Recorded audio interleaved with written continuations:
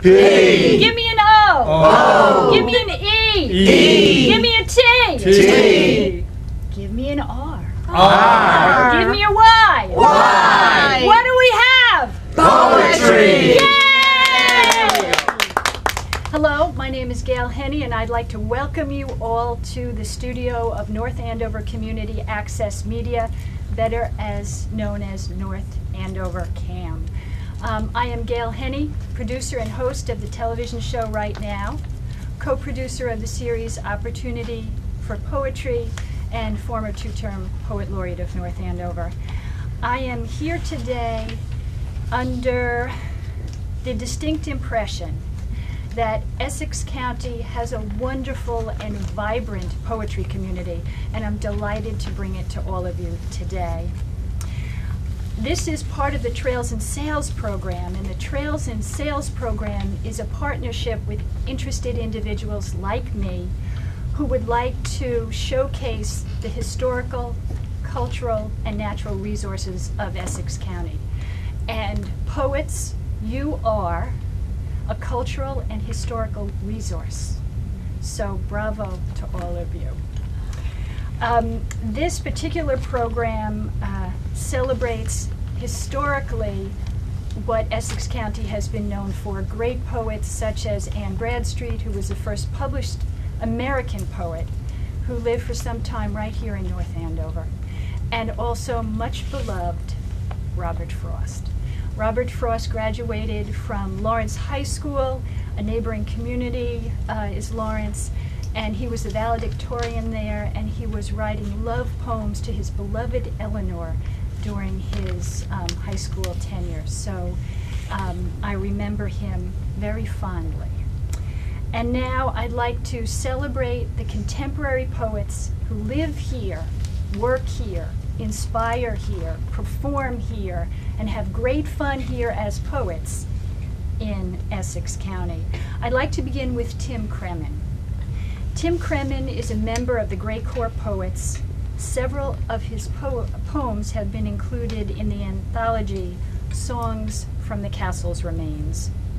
Tim's poetry will also appear in the forthcoming Albatross, Crack the Spine, Forge, Pennsylvania English, Poetry Pacific, and Westward Quarterly. Tim lives in Andover with his 3 children, and he's professionally an actuary. Welcome, Tim Cremin.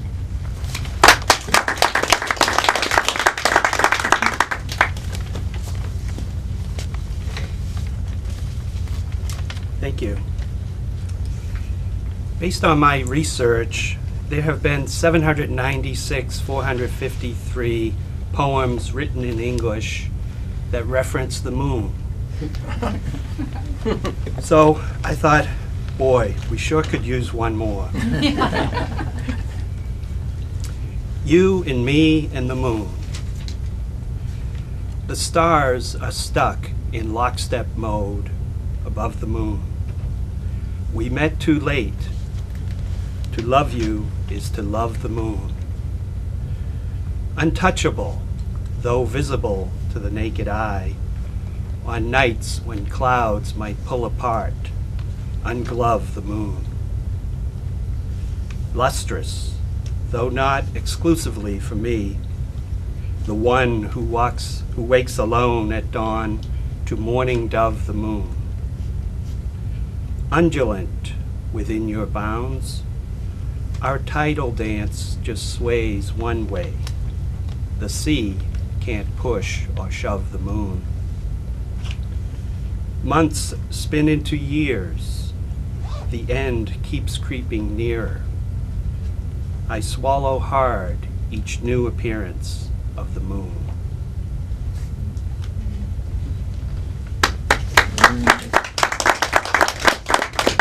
Thank you. Waver. The surfers bob and wait, waver between boredom and a ride like never before.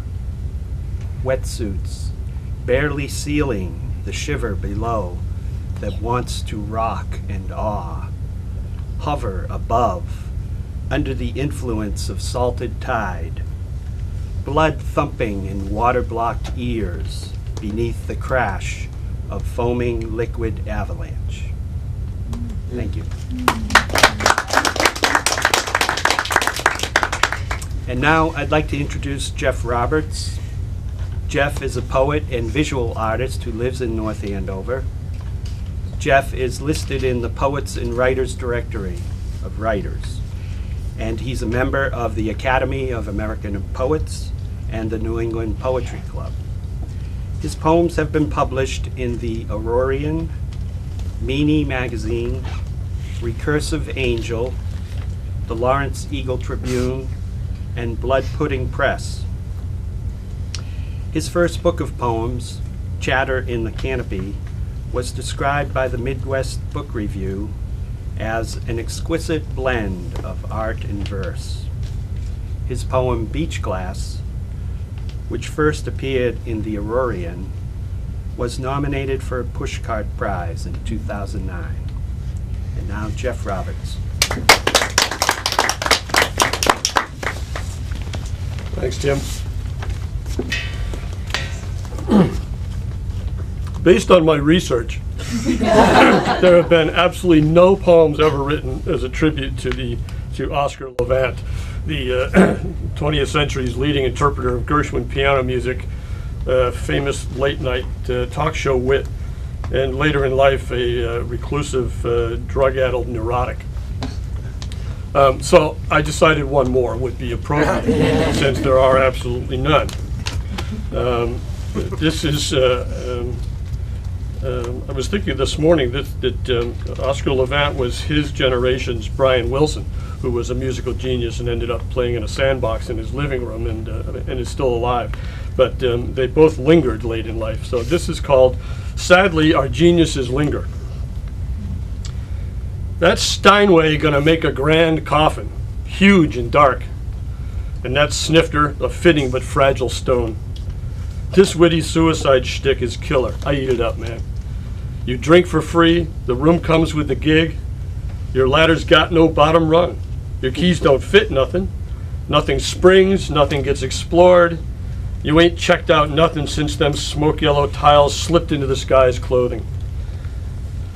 When you was moving, you plinked them keys. Now them fingers dig the rough pine leading up them 17 steps to your room.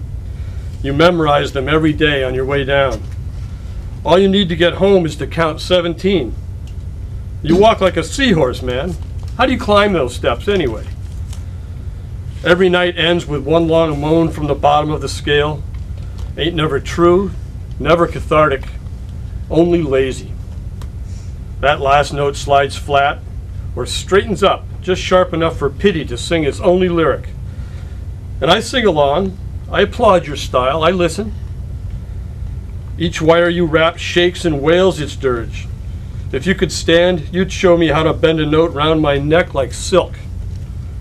Instead, you prop them chins in your palms like you're a marble lion out in front of the library. Forgotten cigarettes that burn the shapes of 100 fingers into the edges of that classic lid, leaving some fine filigree of frantic grasping.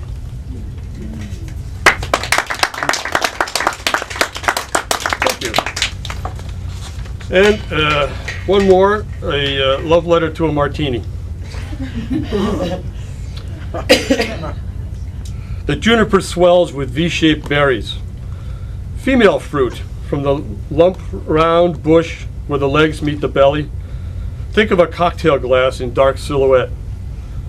A whiff of coriander, subtle as short waves buried deep in static, draws you closer. A wink travels across the channel, protected by a word of caution whispered in French. One can lose a tongue in the dry mouth of a Spanish whore, while old men huddle around a barrel filled with fire, waiting for the end of a sentence, remembering oppressive summers on Houston Street when ice was as rare as diamonds. Thanks. I'm happy to introduce the next poet, Barbara Pohlman, who's a member of Gail Heney's Write Group, the Great Court Poets, and the Merrimack Valley Arts Institute Guild. And she is enjoying her 4th journey here at Trails and Sales.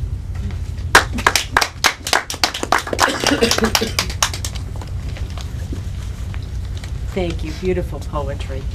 Thanks. Thanks. Gershwin is one of my favorites. Well, I must confess that these poems focus that I'm going to read around this love.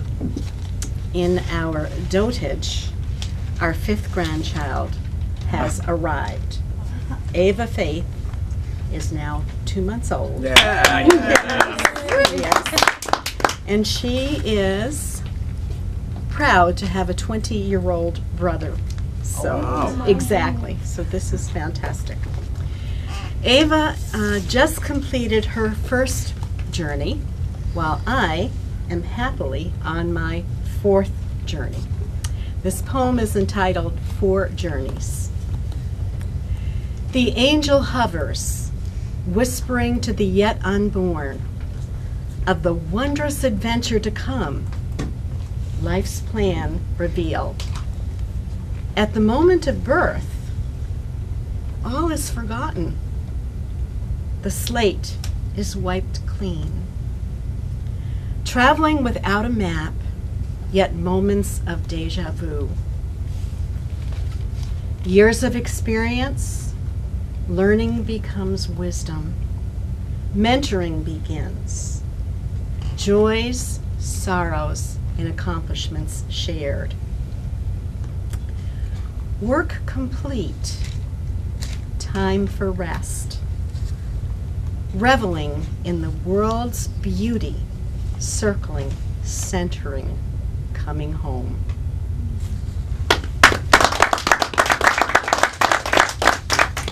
So while Ava has just enjoyed her first journey and is on her 2nd, I'm happily enjoying my 4th. This next poem is called The Berry Picker, and it's an ekphrastic poem. It was written for the Arts Guild's spring show, and it was based on Gail Fisher's beautiful interpretation painting of The Berry Picker. And I have to say again, she, unborn at the time, was in my mind as I wrote this poem. Warmed by sunlight, ripe berries lure tiny hands. She picks sweet fruit. Juice drips from a mouth alive with new tastes and texture. Chipmunk-like cheeks savor the experience. From a distance, Grandma watches, reliving the joy of yet another soon to eat her summer pie, storing memories to brighten a long, cold winter. Thank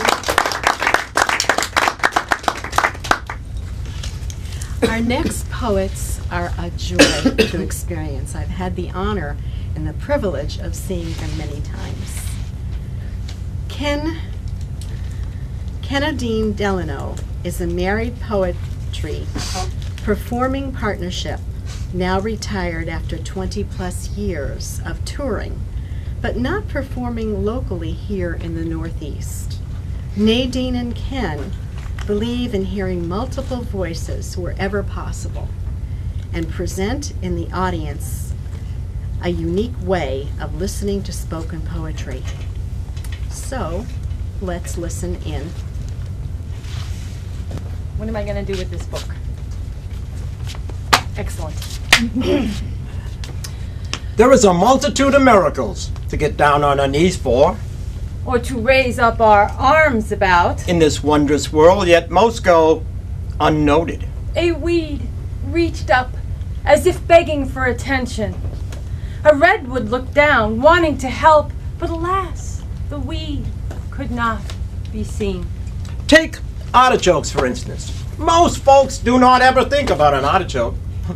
And even if they do, it's just Oh, there's so much work. never appreciating the lusciousness of that yummy, nummy morsel. A vampire dressed in satin black bit into the back of the gentleman's neck. The gentleman screamed and then passed out. The vampire smiled as morning approached and hid behind the mirror where the gentleman would dress. And here comes the ant. That little fellow, hithering, scuttering, as if without a purpose. And then, the foot stomp. He's gone. And that seemingly blind, dithering yet vital chore remains unknown. A poor yet resourceful gentleman reached into his last pocket only to find... A hole! Paused a moment, then went looking for a donut. Look! Look! At the air! Yeah. See it? Of course not. Well, at least we hope not. Breathe in, Breathe out. never giving one thought. Yet without it we are not. And there goes all that thoughtlessness. At once, the sun and the moon decided to hide. A man woke and found a note. This amused the little fellow as he read. Let's play hide and seek. And you're it! But then there is kindness. In all its guises, it can change the world. Make the bad good, The desolate befriended. the despised welcome. Everyone says so. Men and women both write about it. Women and men both read, but few believe. Now, think back and remember one kind act. My pooch is plopped on my lap. I'm lounging on the couch. Well, can I start that again?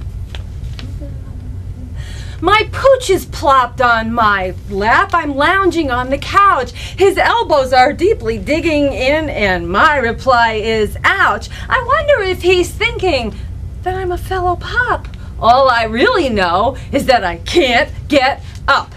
Where's your bony, bony dog? Is he waiting for you at home? Is he getting his bony elbows ready to dig his elbow bones? Now I'm trying to write some poetry. He offers his dutiful help, but if he keeps on trying to chew this pen, I'm the one who will yelp.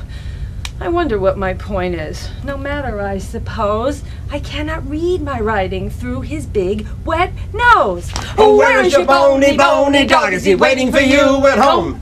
Is he getting his bony elbows ready to dig his elbow bones? Now, he wants his belly rubbed. He's flopped upon his back. Paws are flying everywhere. The pen gets a possum whack. So, poetry is done for now, but please don't judge me terse, 'cause after he's finished his doggy chow, he'll inspire infinite verse. Where's your bony, bony dog? Is he waiting for you at home? Is he getting his bony elbows ready to dig his elbow bones? Where is your bony, bony dog? Is he waiting for you at home? Is he getting his bony elbows ready to dig his elbow bones? Thank you.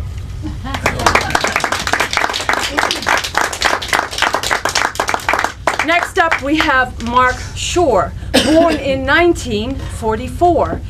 Thanks. Essex County has lots of trails and sails, and many of them were designed by a park designer named Frederick Law Olmsted. And this poem is 7 haiku for what might have gone on in a park designer's mind. 1. A hill he can't name recedes into a blue haze. Then it is Fairstead. 2. Let the drainage ditch, they say, is needed right away, be Muddy River. 3. 2 kinds of every tree become an arboretum, Garden of Eden. 4. A nameless little mountain wrapped in yellow haze, Riverside Tea Stop. 5. Spring 2, very soon, cinder paths for carriages, plum trees in motion. 6. The stonecutter who left the Roman bridge in pieces numbered the pieces. 7. From all directions, winds blow petals of cherry onto the trolley line.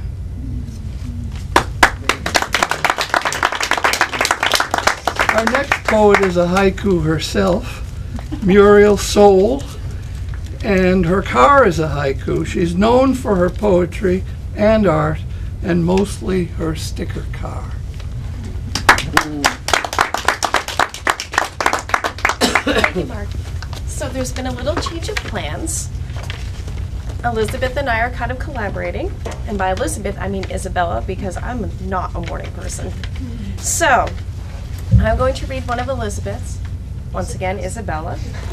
I literally woke up like 2 minutes before the show. So don't stay up late trying to do art, guys. It's not healthy. So what would you like to title this, Isabella? The first one. So I think that's it's animated. So, this house has a cat that looks like a rat. They have a big dog that looks like a hog. A tiny monkey that looks kind of chunky. The food is on the wall, all jumbled in a ball. The water is on a plate that doesn't look great. All the knives look like toys that could destroy the boys. I forgot there was a dragon in a wagon. Oh my, this place is so awry. I think it's funny. So, let me read my own. I usually have a bad habit of not titling mine as well. Even though it's not even a bad habit, is it? It's just art, expression. So this one, We Have No Words. And I don't know where I got this one. I think it's the changing seasons. I myself am a summer person, and I dread winter even though it's 3 months away. I'm still counting down the days. I do not like winter. So I think this is my kind of ode to that feeling. There is no morning like to bid a season, a friend farewell. There is no betrayal like leaves still on trees while the air taunts newly cold. Summer is gone, short-lived, and left behind traces of fire beginning to grow red on the leaves of trees dancing alone. Not the fauna and flora begin their departure, receding into the skies and in the earth. Soon, shared knowledge between the trees and me is that even their leaves will abandon them and leave them bare. Winter with his hands of ice made bone will cradle what is left of Persephone and stow her away, hidden beneath the earth and purple skies, making up for the lack of daytime and sunshine. And for its silence I have asked the trees, I have tapped them gently awake while they slumbered under their blankets loomed from snow. Do you also hide as Persephone does when the northern air crawls down from its arctic ladders? The trees, giving their dream state retorts that resemble the odd color winter skies above us, playful, quiet, and unaccompanied in sound, have mentioned the Yuletide season is a dream where the hands of winter, or maybe even God, draws them up from their place and turns them upside down to hide them, as he does the fauna, flora, Persephone, and the sun. It is time for sleep, they remind me, sage-like and still stoic, if only in frame. Let us no longer speak of betrayal. All right, so I'm going to introduce another fellow poet. Dr. Joseph G. Khalil is a former Methuen dentist and past president of Massachusetts Dental Society, who now spends his time writing poetry among his many other hobbies. I wonder what those are. A member of the Great Court Poets, his poetry has been published in newsletters, newspapers, magazines, books, and journals. The Dentist's Prayer, which he authored, was accepted by the ADA as the national primary parameter for care for dentists, published in Chicken Soup for the Soul. The Dental Soul, my bad. Not a morning person. So, I would like to welcome him. Thank you. Poetry is all about feelings. Some sad, some glad, some happy.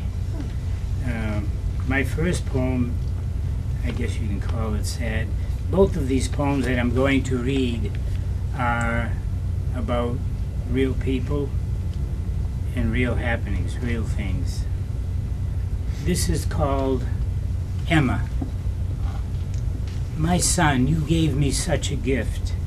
First grandchild to come into my life, so close to my heart and then soon to drift. What is it that causes this strife? I look at her and I see me, hazel eyes that mirror my face. Please come, do not flee. Must there always be such space? I love you, Grammy, says she, as we play pirate ship on the rock. Will I ever find the key for the answers to unlock? You are my sunshine, Emma. Let us hold hands and walk. We suffer a real dilemma. We can't even talk. You twisting and turning her braided hair. At the frog pond her eyes would gleam. Dressing her doll with garments and flair are all now just a dream. He has closed the door forever. I will never know the reason why. As I drive past the house, all I can do is cry.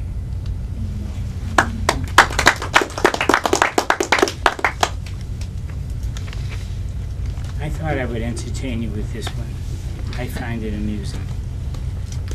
It's called My Eyeglasses, and I think we can all relate to this. As I ponder where my eyeglasses went, and the amount of time that I have spent searching in every place I can recall, yet having no real luck at all. Is it age or an illness I have acquired, or some event unknown transpired? In any event, I am keeping my sanity, holding my breath with no profanity. I have resorted to prayer and went to church to petition St. Anthony in my desperate search. It was shocking to learn our pastor lost his too, and our prayers to date had not come true. I have looked everywhere, near and far, in every room and car and bar. So I continue to search, and in my quest, I have hoped to find them and come to rest.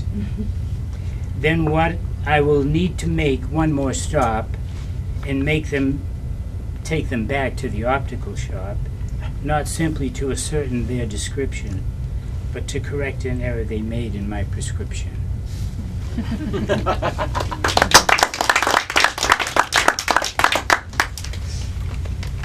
Now I have the privilege of introducing Mary Ellen Deangelo Ombari.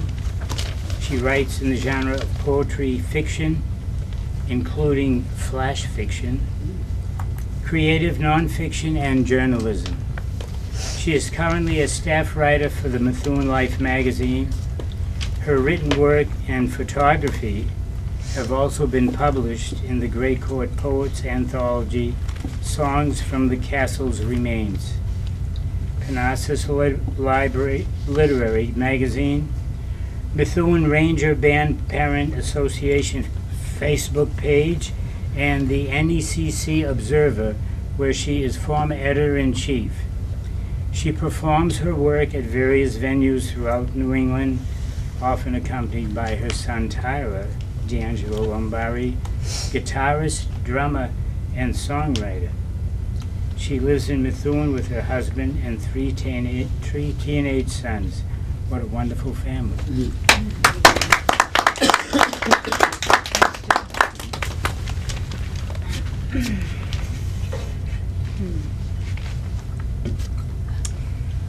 On July 28th this year, we were notified that a friend of ours, a young man, had passed away suddenly and tragically. And he was 18 years old. And this poem is an attempt to, with mere words, explain the depth and the width and the height and the breadth of the moment that we all started to learn to live without this young man. To Joey. on Monday morning you left us. I saw a fog roll in to cover the early morning rainbow as waves crashed behind your cloud, unseen yet not unknown. Never, I thought, never saw anything so beautiful. I rushed forward to hold, to capture forever the cold mist against the colder, still sky. With every step closer, you vanished. Where you went, I cannot say. Once you were before my eyes, at the tips of my fingers. Did you fly away? Did you float upwards? Did you evaporate into the salt of the earth or sky? Did you have to leave us so soon? I never fully captured that cool, rolling dew carried off by a warm breeze that lifted you, consoled you, delivered you to the place where the light shines eternal.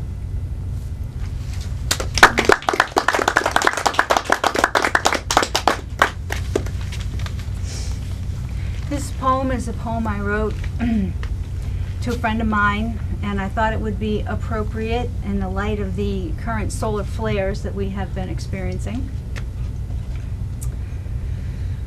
You and I did not place ourselves in this fishbowl, two Siamese fighting fish circling the tank, peripheral vision positioning our orbit in the current of each other's sparkling wedding train. You and I dance within the rhythm of colors, at once shimmering, at once translucent, reflecting light between us. The aurora illuminates the melody of our waltz. You and I, blinded by the beauty of the other, caught up in the movement of the electric charge that emanates from the magnetic forces that propel us here. You and I, was it chance or fate or by design from the beginning by the God we both worship and adore? We glance away one day outside the transverse vortex as we circle our spectral whirlpool. You and I breeze down the aisle, marching toward our great love. The rhythm of our reflection hits the prism of the glass, illuminating outward the full spectrum as revealed to us from the inside out.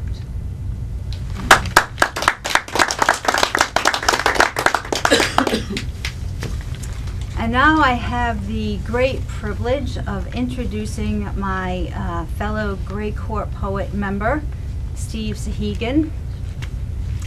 Can anybody say class clown? Yeah. Steve is a member of the Gray Court Poets. His poems have appeared in the anthology Songs from the Castle's Remains and in the publication Methuen Life. He has a Master of Arts in English from Fitchburg University, and he definitely likes taking long walks off of short piers.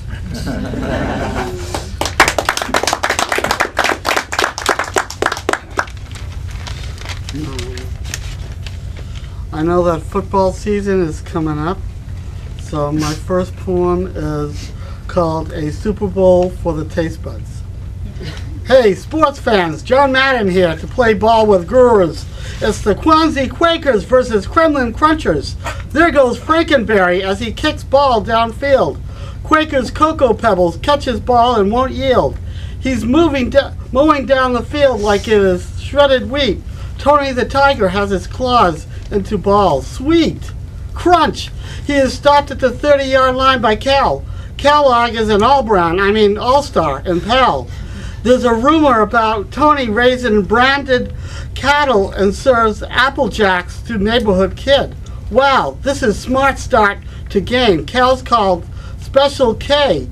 Tony grunts softer than he s'mores. Now back to the play. Grape Abe Gregson passes the ball as Cal blocks. What drives Grape Nuts is the O's as the big crowd box. There's some nut in the grandstand shouting at the ref. He must be one of Grape Nut Flakes that makes ref deaf. As ref checks, it looks like coach is up to old tricks. He likes to put second stringers into the mix. Ref does not flag play. This smacks of favoritism. The coach wants a timeout, and for Greg, it looks grim. Here comes number 4, Chris Rios, who for touchdowns crave. He has his own fan club, the Cheerios, who rave. He's bringing new life. He's wearing his lucky charms. None, honey, can take away from his huge arms.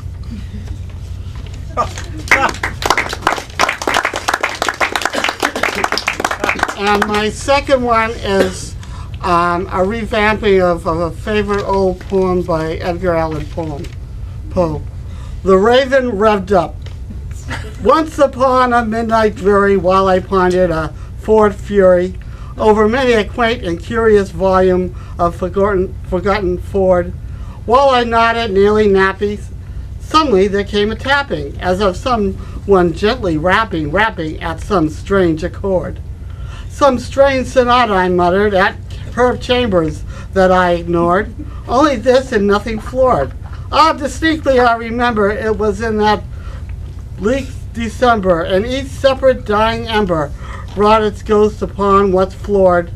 Eagerly I wished the morrow, vainly I had sought to borrow from my books surcease of sorrow, sorrow for the lost accord, for the rare and radiant maiden mass, whom the angels name accord, nameless here forever moored, as I'm escorted by some misspent spirit to my Ford Focus, by some dealer's hocus pocus, wrought with metered metal floorboard, from lackluster imitations that bring about lamentations of some blue-tinted vermilion hinted for my long-lost accord, as if some fog powdered my mind, and I saw my long-lost accord. Oh yes, and introducing our next poet, Chris Warner, who's an emerging poet, author of a micro-chapbook, Strokes in Silence, and her poem Engulfed was nominated for a 2013 Pushcart Prize. She lives in West Boxford, where she also teaches yoga, meditation, and core strength. As of January 2013, she began co-teaching the creative writing program at MCI Concord Medium Security Prison.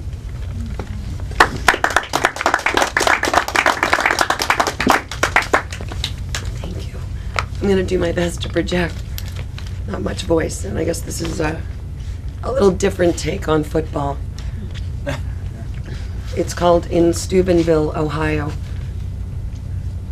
Her body, a death sling, hung by ankles and wrists and swung into a room, swung onto a bed. Or was she? Or did they? Or maybe they just dropped her right there.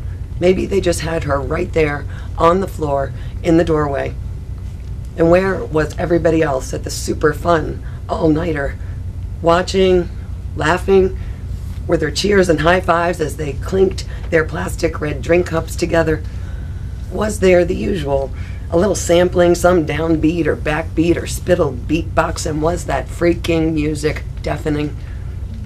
One of them said later, I didn't see any rape happening. I didn't rape anybody. The other one said, right then and there, she is so raped right now. In a video clip, even her toes were unresponsive. Another one showed her round face, slack, teen cheeks, comatose soft.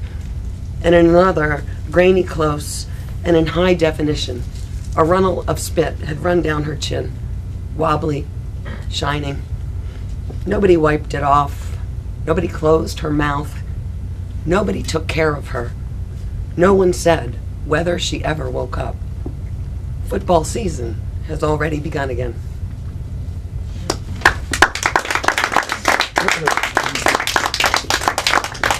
Our next poet, David Silverman, is a survivor of teaching high school math, where students' results have always been his fault. He's had the great fortune to father a wonderful son and to have loved and to have been loved by some most extraordinary women. Wow. He's now trying to decide what he wants to do when he grows up while studying improv and the world through a camera lens. Welcome, David.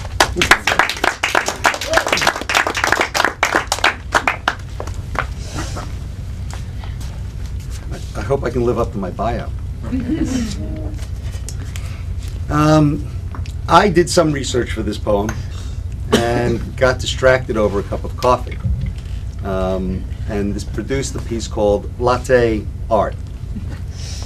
Contemptuous caffeine, ordering a medium skim latte, withstanding cajoling barista. You mean a skinny venti? Contentiously staring forward, argot errors abound. Refusing to conform to latte lexicon, defiantly denying detailed discussion, nuanced sizing, grande, tall, vente, attitude-rich gaze at disposable latte art. Constructed for my observable delights, turbinated whole milk builds, translucent, transparent, transcendent, opalescent globules, with a fuzzy heart trailing across the top. Is the heart fuzzy because her feelings about me are confused? Or a whimsical C-note, homage to Bob Dylan? Milky transitory canvas, microfoam nest, all this milk manipulation wasted as lid caps art, greedily sucked through non-ergonomic blowhole.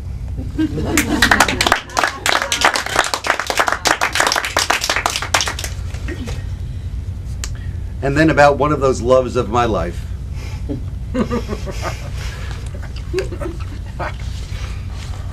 Broken ribs, broken heart.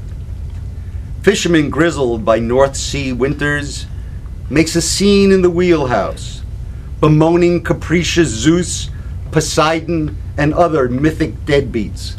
His innards roiled by the sea, demoted there by whimsy of child bride, acclaiming independence and right of singular passage. He is in dire straits, a bastardly inlet. Diamond-edged stones threaten each breath, daring to penetrate oaken ribs via all-powerful caprice. She has vowed revenge, while all he's aired was 2 drinks too many, with a rusted waitress pole dancing with an Eastern European hostess, pushing cocktails in a titty bar. Does it all end in an oceanic channel filled by Coco Chanel fragrances, tempered by rotten shrimp scent? Sky blasted death red at midnight. She will never know how sorry he is, as he only remembers the last kiss.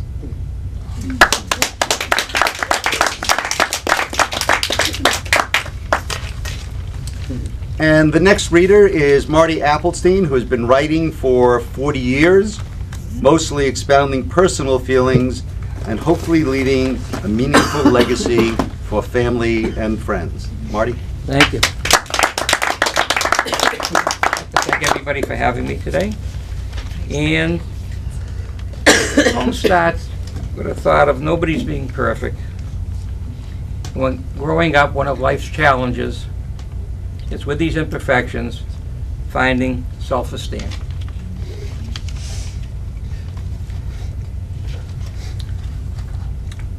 Someone special.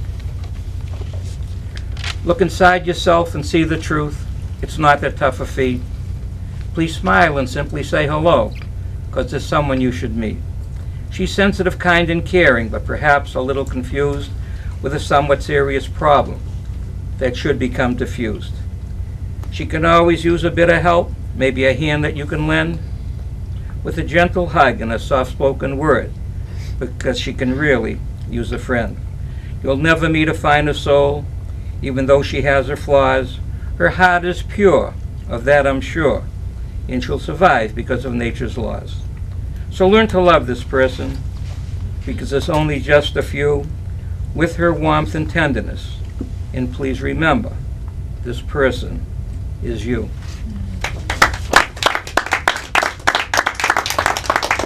ask you. And how do we handle life's problems? Because in life's dragons, these problems, they're like a flying dragon, lurking overhead, always hungry, always searching, waiting to be fed. Am I the meal or something else that it's looking for? Perhaps a simple flyby or an act of war. I just start running, I know I'm very fast. It spots me and just glides above. If I keep running, I won't last. So I slow down and ponder. I might be smarter than this foe. To survive, I better be. That is all I know. The trees could give me shelter and large rocks could hide my view. Time could be my ally. What else can I do? Then I heard a rustling in the brush, an idea did come to mind. Roust it out and make it move so another prey that it might find. I got a stick and banged that bush. Out popped Cornish hens. The plan worked to perfection. The dragon saw them in its lens. Off it went. I was safe. A nice story to be told. A lesson learned to let me live and let my life unfold. So when my thoughts are jumbled and I am gripped with fear, I must slow down and start to think, 'cause there's dragons everywhere.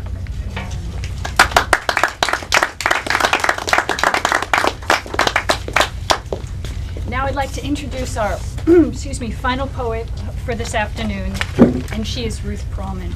Ruth Perlman has a lifelong love of books, poetry, and people. She's now looking back on her life with a new perspective. Please welcome Ruth Perlman.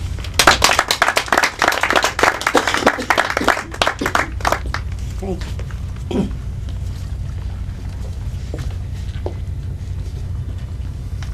At the last meeting of the poet group, a word was said to me that I knew the meaning of, but I hadn't explored. But it suddenly became of great importance to me. And I explored the meaning of the word with every dictionary that I could put my hands on. And suddenly I realized what I was looking for. I call my poem Portage. That was the word. And I realized that this was personal, that I hadn't looked at myself for a long, long time. I was too busy thinking I was helping, that I was doing for others. Multiple shining candles topped the birthday cake, highlighting my place in time. Family harmonizing loud and clear, wishing me happiness in the coming year. In the solitary aftermath of the day, I reflected on the fullness of my life, tales that only I can recall. No one left to share, no one left to remember. Can one prepare for what is to be? Relinquish regrets and errors of the past? Hold cherished memories close. Draw deep from within on strength and wisdom gained to face the truth of mortality.